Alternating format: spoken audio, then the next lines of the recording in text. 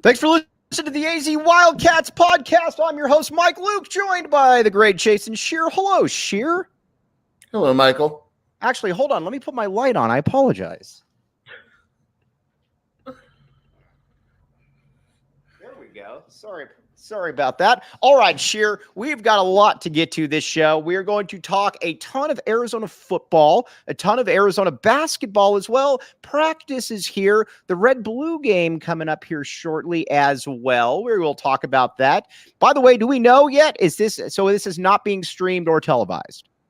I don't believe so, but I will send a text right now.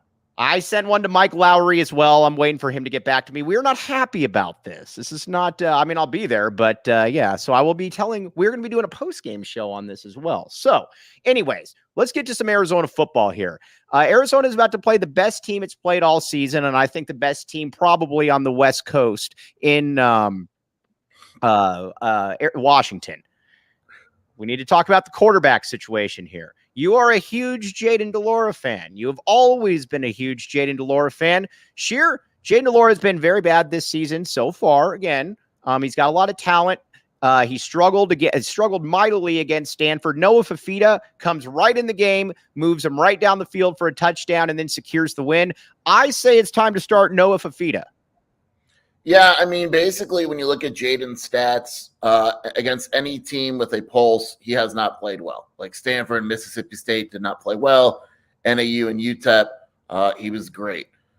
You know, it's tough because at the end of the day, you look at Noah and he threw 4 passes.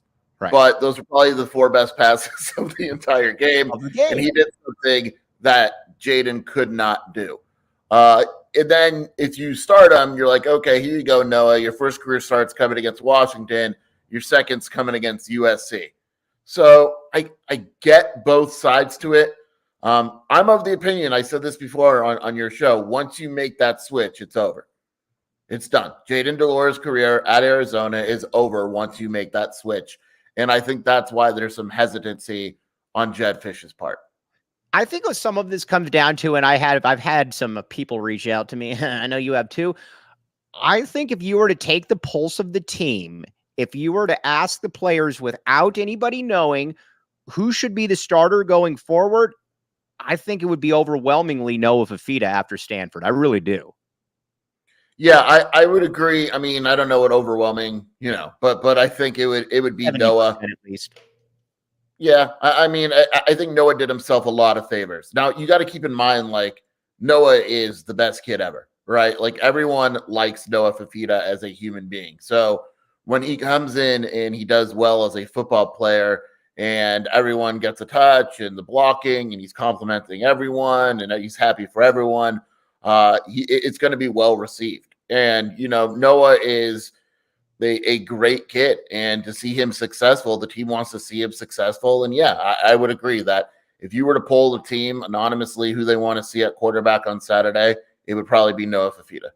I think the other thing too, and in my opinion, I don't think that he would mind this because somebody showed me this. I don't think that he would really mind this at all. In my opinion, Keith Smith is the second best quarterback in U of A history. And he was asked when Noah Fifita committed to the U of A. He said, that kid's a winner and that kid can wing it. I kid you not. And again, I'm not going to throw out any names here, but I've been hit up by a number of parents, as I'm sure you have as well, that say that, it's time for this kid. He defies the odds here. I get that he's 5'7". I get all that. But anybody that has ever watched him play, that watched him in the Trinity League. By the way, the Trinity League is not flowing wells against CDO or anything like that. This is the best high school conference in the country. And not the best prospect, obviously, but there were few, if any, better quarterbacks during that run there. And again, he did it. And he does it, like you said, with a style, with the class that is very befitting. Again, I am all in on Noah Fifita. The other reason I'm all in on Noah Fifita as well, Sheer, is that he takes the 15-yard run in front of him. He did that as soon as he came in. JDL doesn't do that. JDL runs around for 30 yards and then chucks it out of bounds. JDL picks and chooses what he wants to do. I think that's the biggest issue, is that there's literally no consistency.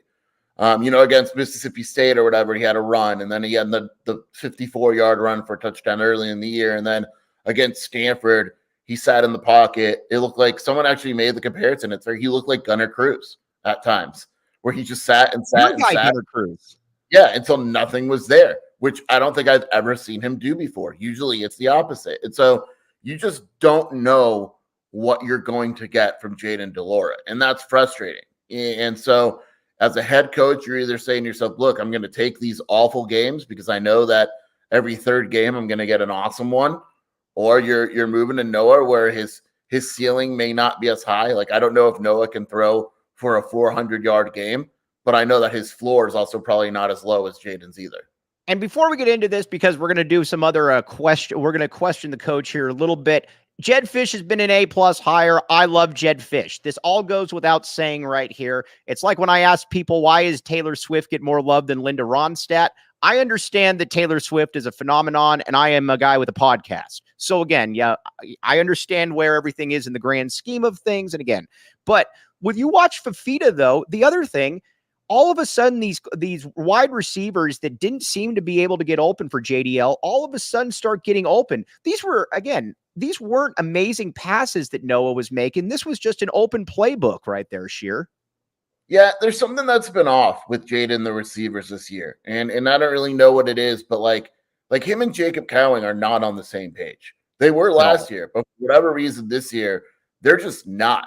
Jayden's missing throws. Cowing's running routes incorrectly at times. It's really weird because it wasn't there last season. And then you're right. Like, Noah comes in, and again, it's tough because it's 4 passes at the end of the day. It's only 4 passes, but they were good passes. They were the right decision, and they led directly to a win. If Arizona loses that game at Stanford, are we all still reacting like this? No. Like, if Noah goes 2 for 4 and Arizona loses, this storyline is not here. But the reality is he won that game.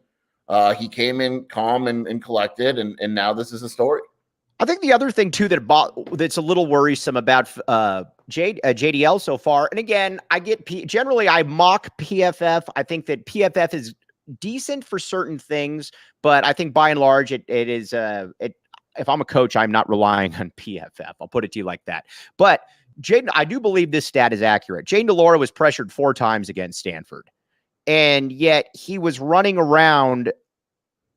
He was running laterally more than he was vertically. I have a hard time believing that Cowing, T-Mac, et cetera, were not open on any of those plays right there, Sheer. Yeah, it was just weird because he was holding the ball on for so long. And I think Jedd said it on his radio show that, like, for whatever reason, he was making too many progressions. Like, instead of going to the first guy that was open, he wanted the big play, and he was looking at the second and third. Well, that's the issue that he had last year that was supposed to be fixed in the offseason, was taking what was given to him. And instead of taking what was given for him, he was just looking for the big play. When you watch Jayden in that game, it felt like every play he was trying to get 50 yards. And that's just not going to work against a good college football team.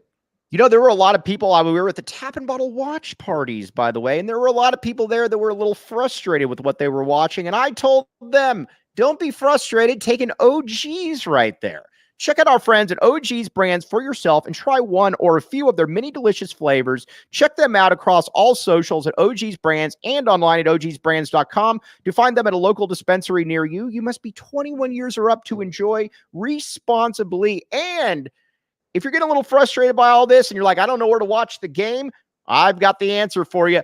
Fubo TV, my friends. All right. Watch all your favorite college football and the NFL with Fubo. Go to www.fubotv.com/PHNX to sign up for 15% off your first month of Fubo Pro. Very good stuff. You can watch college football, NFL, the U.S. Open, Euro qualifiers, Ryder Cup, all of that stuff. All right. Now, Mike, I can confirm there is absolutely no streaming for the red and blue. I know. I just got the text as well. I don't understand that. We'll get to that just here in a second. So, by the way, you can sign up to PHNX and Wildcat Authority because we'll be in attendance. That's actually a very good read, because here's the thing, though. We're going to be doing a post-game show after, so we will be your eyes on the ground. I have 4 eyes to be able. Sheer only has 2. I have 4. It is going to be easier for me to be able to process what I'm watching than what Sheer is watching right there. So you know what? 6 eyes right there. How about that right there? All right, now back to the offense, though. I have said, and I've said it many times, that I do believe that when Noah Fifita does get a real chance at the quarterback spot, he's not coming off the field. You've said that. You've said that as well on here. You begrudgingly agreed with me. I think Fifita, this feels a little bit like, and we put a little bit of a clip out there. This feels. So listen, sometimes coaches just get a little bit of a blind spot for a player, for whatever the case may be. I get it. Rich Rod certainly had that with Brandon Dawkins. We all knew that Brandon Dawkins wasn't good. Again, JDL is better than Brandon Dawkins, so I don't want to put him in that category. But everybody knew Khalil Tate was better than him. And it took Brandon Dawkins getting injured for Khalil Tate to run for 900 yards. I do wonder if this is a little bit of that same situation right here, Sheer, and I know you do as well. Here's the deal. I've said this before, and you were at practice, Mike. You were at practice. Jayden De Laura, well, sometimes. Jayden De Laura was better than Noah Fifita. That's it. That's it. If you go based off what we saw in spring and the fall, Jayden De Laura was the number 1 quarterback. Mm-hmm. So I've asked this before. I get it. And Jedd has said he goes by practice. That's where you earn your depth chart, even more than games sometimes. And I'll ask him again on Thursday because I think it's a fair question. And other coaches have different philosophies and all that. When we go back to the Brandon Dawkins, Khalil Tate, the Nick Foles, Matt Scott, there is a difference between gamers and guys that just practice really well. Mm-hmm. And it is a very, very real possibility that Noah is just a dude that when you put him in a game, he's really good. And the problem is that you have to be able to trust him enough to put him in that game to find him out. Find that out. So, all right. I get what you're saying. I'm just saying it's not as cut and dry as this guy is better in games and this guy is better in practice, because you have to eventually basically turn on, like it's with Brandon Dawkins and Khalil Tate. Let's go back to that. Once you make that move, you're not going back to Brandon Dawkins, which is great. Once you make that full Scott move, you're not going back to you know what I'm saying? So you have to be confident that Noah is better than Jayden De Laura in games. All right. We're going to get back to that. Let's talk about Gunnar Maldonado here for a minute, because I at least understand. All right. I listen, like I said, and again, I'm going to keep saying this out there. We're a big fan of Jedd Fisch on, again, Jedd Fisch actually cares about doing Arizona football. He works hard. We like Jedd Fisch. So this is all nuanced over the overarching thing. Plus Jedd Fisch is part of the Back the A movement, which means everything. But Gunnar Maldonado, Jedd Fisch brought him to the presser yesterday. Or brought him to the coaches show and talked about how great he's been, about how he's been a leader of basically a leader of men on the team. Sheer, every single team that Arizona plays looks for Gunnar Maldonado first, second, third, fourth, and fifth when they are targeting other receivers, or when they are targeting their offense. There is no way that Jedd Fisch thinks that he's been fantastic. So I know you don't like PFF, but what I do for PFF is I use it when it backs up my claims. I get it. It's awesome. It backs up our claims on Gunnar perfectly. He is the second worst Power 5 safety in America with more than 100 snaps. Think about that. America, the country. He is like 6th in coverage.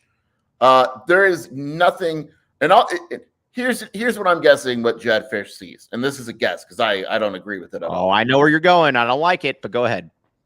There's 2 things we got to keep in mind. Number one, the UTEP game. He was fine, right? Mm-hmm. Had the great play with the fumble, was hitting guys all over, whatever. The second thing we have to consider is it possible his backups are just that bad? Like, is it possible Isaiah Taylor just isn't good? Here's the thing. I don't know if they are not good, but I know that they are young, and I know that they can get better. Gunnar Maldonado is in his 5th year or 4th year of college football. This is exactly who Gunnar Maldonado will always be right here. He's not getting any better. So if you're going to take your lumps with the second worst safety in college football, at least as far as pass coverage, by your PFF, not my PFF, then I'm going with the younger dude right there. I really don't. Again, this one, it's one that I don't get. I at least get the JDL thing because, again, JDL has had high moments. Maldonado, and especially this week against Washington, that's terrifying to think about, Sheer. Yeah. I got no defense for Gunnar. I think he is. It's one of these things, and I asked someone close to the program, and he said, Sheer, I have yet to receive an answer.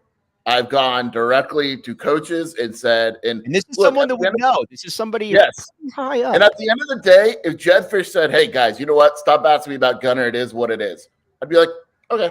Cool. Yeah, cool. You admitted it. It is what it is. We're going to have to live with it. But when I asked Jedd, like, it's not a real answer because the answer that he gives doesn't back up. I think if you're Washington, you are absolutely going right at Gunnar Maldonado. And not only are you going, yeah, I mean, seriously. And the problem, though, too, is that, and we're going to get to Takario Davis and Ephesians Prysock.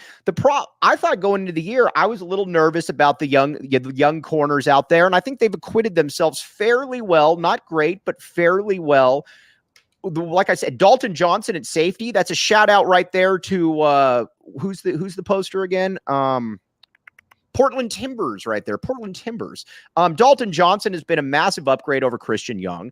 But the Maldonado thing is just baffling to me right there. I like I said, I don't get it at all. Real quick, Kevin Cortez clearly does not like Noah Fifita. Listen, all I'm going to say is this, Kevin, is that if you watch the Mississippi State game, Jayden De Laura lost that game for the Wildcats. It's just the way it is. Jayden De Laura or Noah Fifita is probably won the game for Arizona against Stanford. That is what we know at this point. So be nice. Now there's a lot of good stuff to come on that we're going to talk about now. By the way, this defensive line for Arizona is good. This is the first time I've seen a defensive line here since probably Stoops, honestly, where it's like, man, this isn't maybe an above average defensive line. And Taylor Upshaw has been a leader of men, a titan of industry out there. I don't think Arizona is going to beat Washington, but I feel better than I would say even last year because I know that there's at least a chance of making Michael Penix uncomfortable, right? Like the defensive line is there. Did you call him Micah Penix? It's Michael Penix. Yeah, no, I say Penix. You turned it into Michael Parsons. No, it is Michael Penix. Right. Okay, go ahead. Sorry, go ahead. All right, go ahead.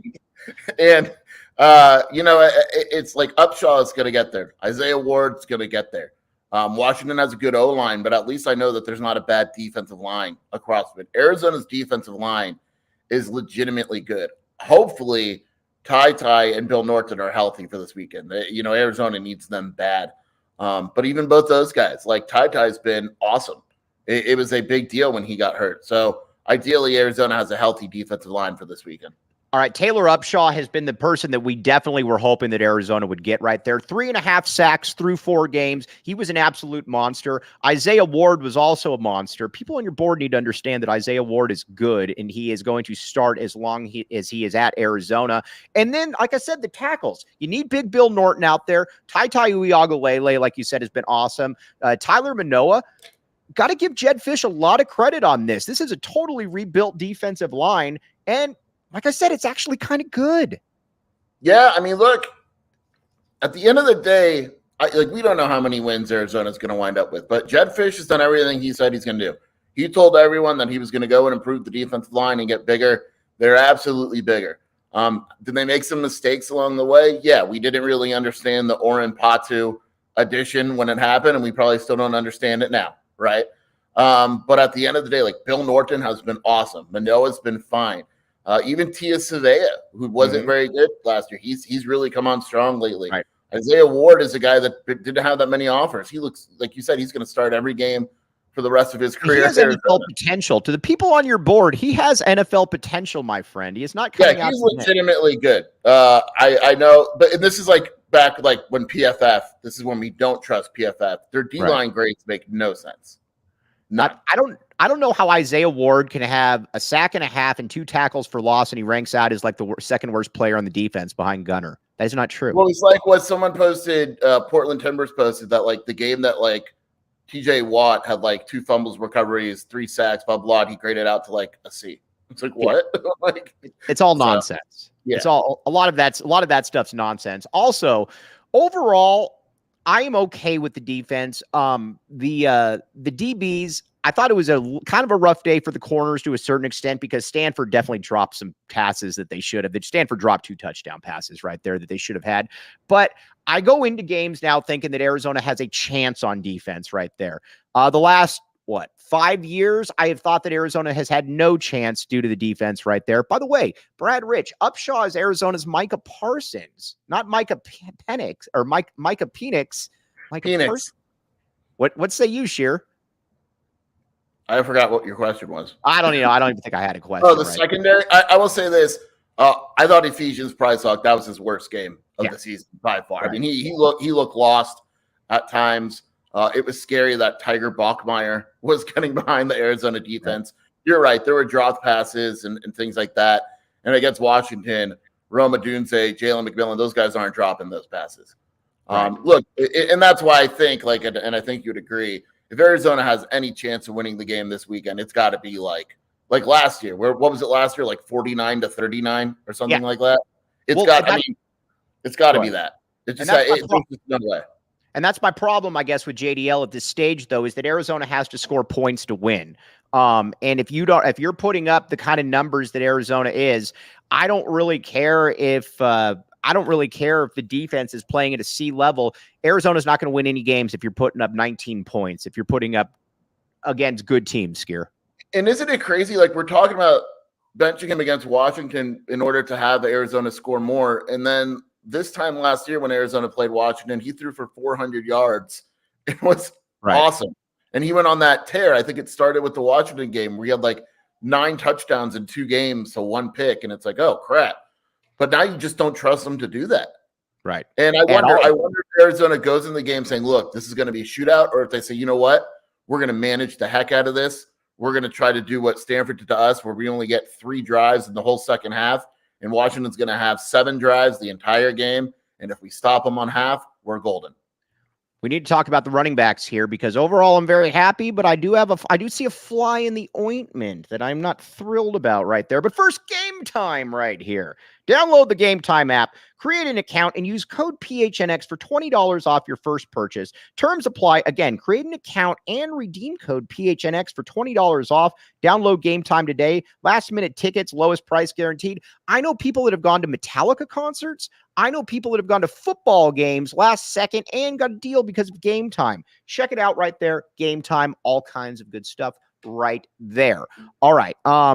Let's see here. This team as a whole won't be the same without Jayden back there taking snaps. I don't understand what Kevin Cortez is saying at all because Jayden has not been good this year, but you know what? To each their own. Let's talk running backs. Jonah Coleman. You and I remember where we were when we were watching practice, and we both said, is Jonah Coleman a workout warrior or is he actually good? And we had no clue. We know now that Jonah Coleman is really good. And honestly, Michael Wiley's fantastic. I would still start Michael Wiley. But if you're telling me I got to win one game and one back needs to get 25 carries, I'm going Jonah Coleman right there, Skier. Yeah, I'll never say anything bad about Michael Wiley, ever. And I completely understand why Arizona wants to give him 10, 15 carries a game. I think Jonah's a little different. right? Like it's just Wiley's very patient. He's going to get those 3 yards, but I don't know if he's going to turn those 3 into 15, right? He'll get those 3 that you need. Jonah Coleman to me is the guy where when you tell him you need 3 or 4, he'll go out and the possibility to get you 12 is there. I think DJ Williams is kind of similar. So it really depends what you're looking for. But yeah, I mean, like against Washington, if Wiley's hurt, again, I love Wiley, but if you're going to go out against Washington and try to control the clock, I'm cool with Jonah Coleman getting 15 to 20 carries on Saturday. Out of all the running backs on the roster that I think have long-term sustainable NFL potential, it's Jonah Coleman. Jonah Coleman is the one guy that I look and I'm like, all right, I can see Jonah Coleman. Again, not being a Maurice Jones-Drew, but being a something kind of like that, obviously, on a lesser level. I'm not saying that he's going to lead the league in rushing, but I could see it, though, Skier. Yeah, I could see him. He's just having a nice NFL career. Strong kid. Does it, knock on wood, stays healthy, now blocks really well, has become a legit threat out of the backfield to catch. I would expect him to be a major part of the game plan in the next few weeks. All right, Brad Rich, the great Brad Rich right here. Split DJ and Jonah, sprinkle in Speedy Fam. I agree. We've got to get Fam in there a little bit more. I don't understand it. This is a big pet peeve of mine. All coaches do it. So again, I realize it's probably just dweeby Mike Luke that's complaining about it. I get it. I don't understand the whole thing about having a punt returner that is just back there to fair catch. And quite frankly, Jacob Cowing's a fantastic player. He's going to make a lot of money in the NFL. Jacob Cowing is not a good punt returner. He doesn't look like he knows what he's doing out there half the time as a punt returner. I do not understand this year. Explain it to me like I am not me. Speedy must be really bad at punt returns, right? Like there must be an issue he has with catching the ball or something, because there's just no argument for Cowing to be back there. Like and I'm only bringing this up because Arizona's playing Washington. The first play of that game, Cal punts it away or whatever, and Rome Odunze takes it back for a touchdown. That changes the whole game. When you kick to Cowing, you just know it's going to be fair caught, or he's going to let it bounce. Or sometimes it's fair caught within the 5-yard line. Yeah, and so it makes no sense. And look, even if it's not Cowing, or even if it's not Speedy Luke, let's say he just fumbles. I don't think he does, but let's say he does. There's no reason for it to be Cowing. And I understand that Fisch is trying to show the NFL, whatever, oh, look, he can do multiple things, but he can't. He just can't return punts. He's not that type of dude. Move on from that. He's like I said, he's a great football player. He's going to have a role in the NFL, but guess what? He's not going to be, nobody's ever going to mistake him for Tyreek Hill. Is this fair? Yeah. Okay, there we go. All right, fair enough. Now, we got to talk a little bit about the offensive line. I like the offensive line.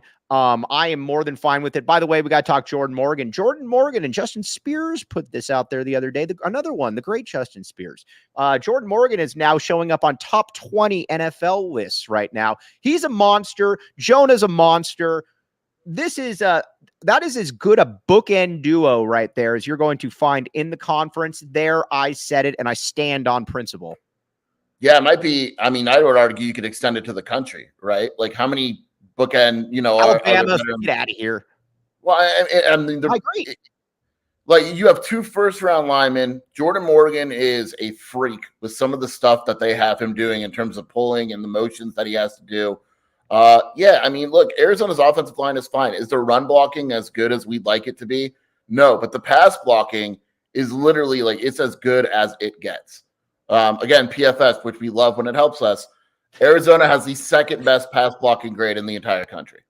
Right. That just goes with, and that's an easier thing to, I think, actually look out there and say, all right, this lines up, because it's easier to tell if somebody's being pressured or not. I would go with that. I don't buy any of their stuff about linebackers and safeties grades unless it's Gunnar Maldonado. Correct. Well, I mean, you can see it with your eyes too. Like the pass blocking is clearly there. Like the fact that Jayden can run around and not get touched and run around for 6 seconds is because the offensive line is doing its job.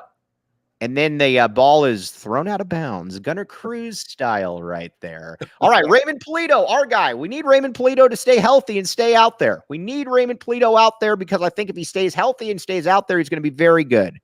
Yeah, I feel awful for him, man. I really do. Like the bike thing was a freak accident, whatever, but then he comes in, he gets rolled over. I don't know if he's going to play this weekend. Yeah, I feel really bad for him at this point. Yeah, I do too. All right, Tanner McLaughlin. Got to talk about Tanner McLaughlin for a second. Some people think that Travis Kelce is the best tight end in the world. I say it's Tanner McLaughlin right there. And I believe that Taylor Swift, who we will get to at the end of the show, because I have some questions. Maybe Sheer can help me out a little bit. Tanner McLaughlin is joking aside. Tanner McLaughlin at tight end is an absolute monster. Sheer. I think he's one of the most underrated. Yeah, I think he's one of the most underrated players in the conference, if not the country. Like if you targeted him the same way Stanford targets Benjamin Urasek, the numbers would be Tanner would have better numbers. I really believe that. All right. Who is better? Seriously, serious question right here because they're both very good. Jalen Conyers or Tanner McLaughlin? I think Tanner McLaughlin is a better pure tight end than Jalen Conyers. We are both back in the A right there, and that is a compliment because Jalen Conyers is a very, very good player that will play in the NFL. But Tanner McLaughlin, we are very happy about him right there. By the way, all right, good stuff right here, Brad Rich. How about Joe Borjon holding it down in Polito's stead? Fantastic. We don't give Borjon enough credit here. He's really kind of a jack of all trades on this offensive line. You need dudes like that. He's never going to play in the NFL. By the way, Lamont Lovett discovered Joe Borjon right there. Shout out to Lamont Lovett. But right there, I almost said Jamar Lovett. Joe Borjon, though, good football player out there, Skier. Yeah, I mean, and again, he's never going to be like a superstar. We go, oh my God, it's Joe Borjon, but he does his job, right? He does his job. He moves around. What he's being asked to do is not easy. Credit to him. Last game, credit to Leif, our guy Leif. Was there Quinn Magnuson, shout out to you. We know you listen to the show, Quinn. Yeah, and look, when Jedd Fisch put together his coaching staff, there were two hires that got ridiculed, right? Number one was Scotty Graham. You didn't understand it either, Sheer. You don't get out of this. Sure. Number two was Brennan Carroll, right? You could argue those were two of the best. Actually, you can't. Those were two of the best hires Fisch made. Carroll and Graham have been absolutely fantastic. Yeah. And you know what's funny too? It's funny you mentioned Brennan Carroll right there. I had a lot of people, because I obviously didn't know anything about him when he came in here other than he was Pete Carroll's kid. A lot of people just thought he was coming in here to have a good time, kind of spread his wings a little bit. He's starting to look like somebody that's going to have some head coaching possibilities in the near future there, Sheer. Brennan Carroll gets it. He's one of those dudes. Yeah, 100. He's a guy where, I mean, he works his butt off. The players absolutely love him. Eventually, you got to think that he's going to move on and be able to call zone plays and all that. But he's also a guy that he's very comfortable. He's loving life right now. All right, Sheer doesn't know this, but he's actually coming back on the show tomorrow as my guest for tomorrow. Mr. Petrard has said that he needs to move it to next week. I'm not happy about this. Sheer, you will be filling in for him again. But you will. We'll talk about it. All right, now, before we get there, though, Arizona, I think this is the toughest game of the season. I'm still going to back the A, but I don't think Arizona matches up very well with Washington at all. What say you? And then we're going to get to some basketball right here because basketball is here. It would be a very large upset if Arizona wins this game. Can they keep it close for three quarters? Probably. There are some holes on Washington, but that offense is just wild. It would take Arizona's defense playing the best game in years for Arizona to be able to win this game. All right, before we get on to the next stage, no better time to become a PHNX diehard. Go to gophnx.com. Get it. You get all kinds of cool stuff. You get the merch. You get the Discord chat. You can get Saul Bookman telling me that I don't know what I'm talking about. He's almost always right about that. Lots of back and forths right there. Would love to see it. And again, the great Anthony Gimino is here. And to quote Jason Shear, I actually like Gimino right there. Shear likes very few people. He likes Gimino. This is true. It's true. This is true. So again, no better time to become a diehard. Check it out. All right, some Arizona basketball talk. Sheer practice is here. Tommy Lloyd, I'm just going to say this right now. Tommy Lloyd, I think, knows that he has an underrated national team on his hands right here. You got a little bit of those smirks yesterday that you did in that first year when Arizona was underrated. Sheer, when we're going to start getting to the players, it's time to rock and roll right now. He knows what's up. Yeah, he knows. He knows they have a good team. You could just tell he likes the team quite a bit. Look, they want to put together the schedule if he didn't like this team because a lot of these games are late additions. Is it going to take some time to gel? Maybe just because there's so many new guys. But this team is built the way that he wants it to be built. Right. And that's the best way I could put it. Tony Clifton says, who's going to live stream the Red Blue game, Sheer or Mike? We are not right. Neither one of us are going to live stream the game. And it doesn't sound like the U of A is either. I don't understand this, Sheer. This is a head scratcher for me. Yeah, I don't get it at all. I'm going to be honest. Yeah. All right. Well, you know what? We don't blame Tommy Lloyd, but we know who we should blame. We should blame Mike Lowry for this. Mike Lowry, I am blaming you right there for this. All right. Now, but as far as this team goes, we're going to start with, and again, we're going to get into this hot and heavy tomorrow. Keyshawn Johnson. I think it's going to be exciting for everybody out there to be able to see this dude, because honestly, again, Ben Mathurin is clearly the best player of the Tommy Gunn era. This might be the most physically imposing player of the Tommy Gunn era. Not the best, but the most physically imposing, Skier. Yeah, I mean, he's an athletic freak. And with the way that Arizona plays, he might lead the country in dunks. And I'm completely serious when I say it. Like, he's going to have numerous, athletic Numerous. Dunks. Numerous. I brought that back. I haven't said that in a while. Dunks in transition. I mean, he could score 8-10 points just off transition dunks a game. Like, it really is going to be like that. Yeah, I mean, he is a physically imposing player. And we need to talk a little bit about Jaden Bradley here. I think he's kind of getting lost in all of this. This Jaden Bradley, I don't know when that time is going to come, whether it's next year or the year after, but Jaden Bradley at some point is going to be the starting point guard for a top 10 team, and everybody out there is going to love him. Not a great shooter, but he is certainly different than any point guard that Arizona has had here to this point, including Kylan Boswell, who we will get to. Yeah, I mean, he gets in the paint. He draws fouls. That's already different than an Arizona point guard under Tommy in the past. He's not a great shooter, but he finds other ways to impact the game. Above average defensively, runs the offense well. You're probably right. We're probably not talking about him enough. And what's really nice about him is when he's able to get into the lane, he can get into the lane. I think listen, Kirk Kriisa drove me crazy, but again, he did some good things. I can't sit here and say that he didn't. But but he never got into the paint. He never stressed a defense like that. It was just a 3-point shot or that was it. Jaden Bradley is going to get into the lane, and I think he's going to make life easier for a lot of these big men as well. Like a Krivas, like a Keyshawn Johnson. There hasn't been a dude quite like him to this point, and I think we're going to embrace it right there, sure. Well, even though I don't want to read too much in the international trip, but we saw it there, right? Like, he had a game where he had 7 assists, and all it was he got in the lane, drew a double because he was so deep in the lane, and there was a big waiting there for an easy dunk. That's good offense, right? And Jaden Bradley is very capable of doing that. That's going to be a large part of his role when he has the ball, and you trust him to give up the ball at the right times. He's going to have some pretty nice assist numbers this season, I would think.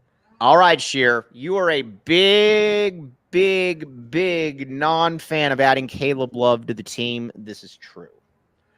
Yeah. Sheer? I came around a little bit, but at first you're right. All right. Have you now? Caleb Love, though, I think he's going to fit in very, very well this year, and I think he's going to give Arizona something they didn't have last year. Sheer, you agree? I like the what Tommy told us, that basically you can win without guys like Caleb Love, but if you want to win titles, you have a guy like him. And they didn't have that last year. Right. And so from that direction can it go wrong? Absolutely. It can absolutely go wrong. But if it goes right, then obviously your team is significantly better. So I get that from him. I'm still a little skeptical.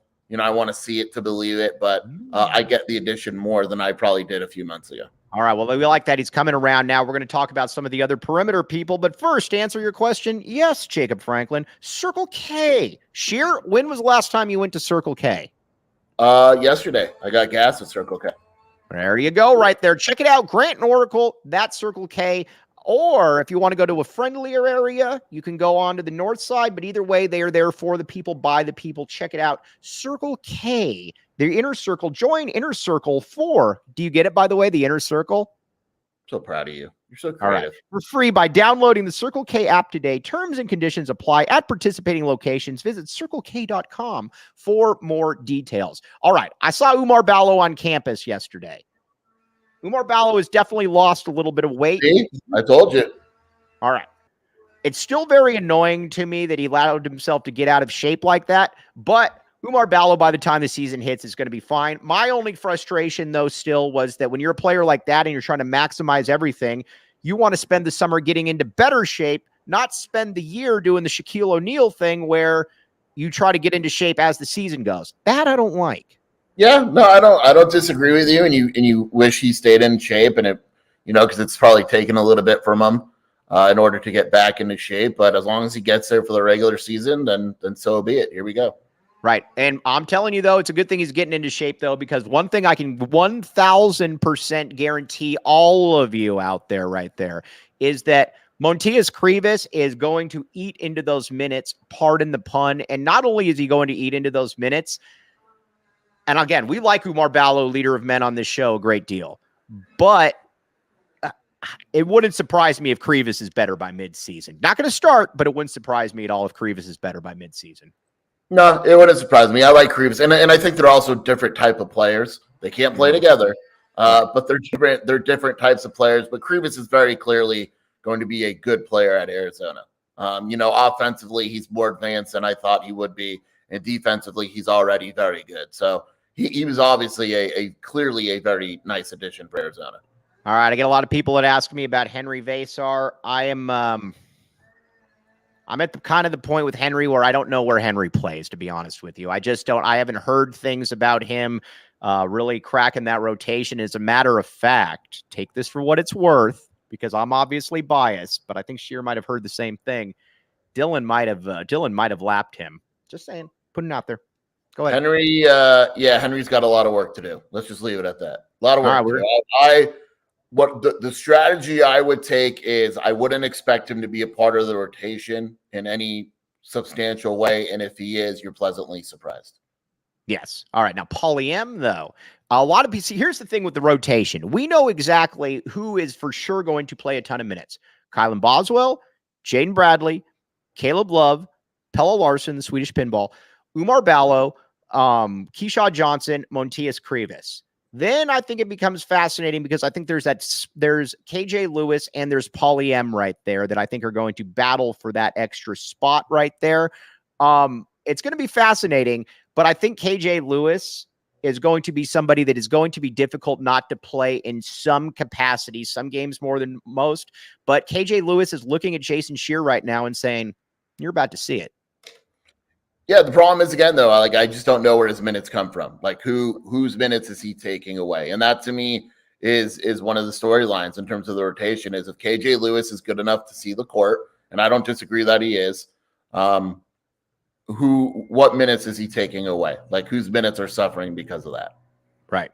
Now, we're going to get to the Swedish pinball here in a second. My bad, Pelle. The My Bad Pelle movement will probably start back up this Friday. Looking forward to it. By the way, I hope they sit us together. I get very annoyed when they try not to sit us together, Sheer. So who's in charge of the seating for basketball? I'm trying to think.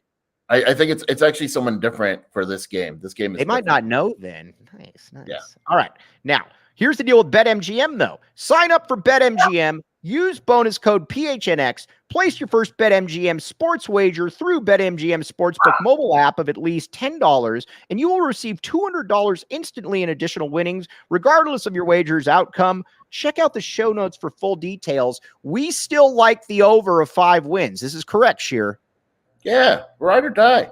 Ride or die, back the A, but we like the over of that, and we also like Colorado, which we're actually going to talk about here in a second, to get decimated by Oregon right there.